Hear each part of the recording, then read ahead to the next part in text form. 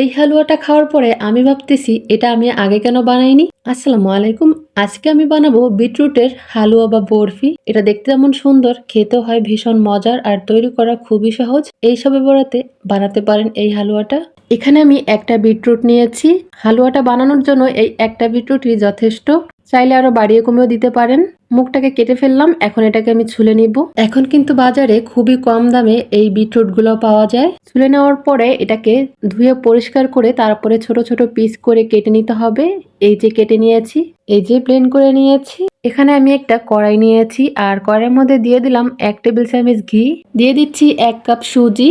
সুজিটা দিয়ে এখন নেড়ে চেড়ে সুজিটাকে ভেজে নিব। আর চুলার আঁচটাকে কিন্তু মিডিয়াম টু লোতে রেখে নিতে হবে, তা না হলে সুজিগুলো পুড়ে যাবে। ততক্ষণ ভাজবো যতক্ষণ সুজির কাঁচা গন্ধটা চলে না যায়। ভাজতে ভাজতে সুজির কালারটা কিন্তু চেঞ্জ হয়ে গিয়েছে। এই যে সুজিটাকে ভেজে নিয়েছি, এখন ব্লেন্ড করে রাখা বিটরুটটা দিয়ে দিব। আপনারা চাইলে কিন্তু এই বিটরুট সেকে শুধু জুসটা ব্যবহার করতে পারেন আর সাবাগুলো ফেলে দিতে পারেন। আর দিয়ে দিলাম 1 কাপ লিকুইড দুধ। এই সময় চুলাটা কিন্তু একদম অফ আছে। একটু নেড়ে চেড়ে মিশিয়ে এখানে দিয়ে দিচ্ছি 1/3 কাপ চিনি, স্বাদ মতো লবণ দিয়ে দিলাম। এখন নেড়ে চেড়ে এটাকে মিশিয়ে নিব আর জাল করে নিব। চুলার আঁচটা মিডিয়াম টু লোতে রেখে নিতে হবে, তা না হলে কিন্তু পানি একদম শুকিয়ে যাবে আর সুজিটাও সিদ্ধ হবে না। আর এটাকে অনবরত নাড়তে হবে, একটু পরপরই নেড়ে দিতে হবে। এই তো সুজিটা কিন্তু একদম সিদ্ধ হয়ে গিয়েছে আর পানিটাও অনেকটা শুকিয়ে গিয়েছে।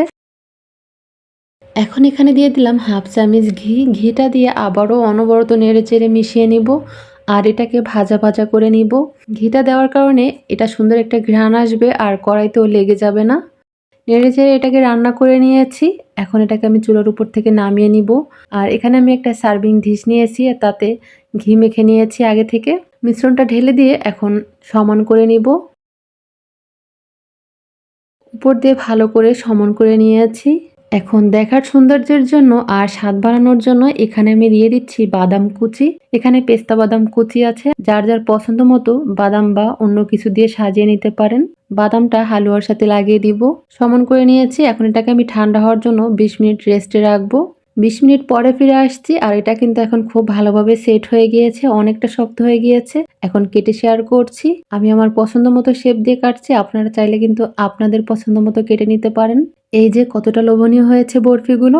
এই সবে বরাতে চাইলে বানাতে পারেন রুটির সাথে খাওয়ার জন্য এই বিটরুটের হালুয়া বা বরফি। এটা দেখতে যেমন সুন্দর, খেতেও কিন্তু সুন্দর লাগে। যাকে দিবেন সেই কিন্তু অনেক খুশি হয়ে মজা করে খাবে। আর বিটরুট কিন্তু স্বাস্থ্যের জন্য অনেক কার্যকারী। যাদের রক্তের ঘাটতি আছে তারা এই বিটরুট খেতে পারেন। আবার যাদের আয়রনের ঘাটতি আছে তারাও এই বিটরুট খেতে পারেন। বাজারে এখন খুবই অল্প দামে পাওয়া যায়। রেসিপি ভালো লাগলে অবশ্যই তৈরি করবেন। আশা করি সবার কাছে খেতে ভালো লাগবে।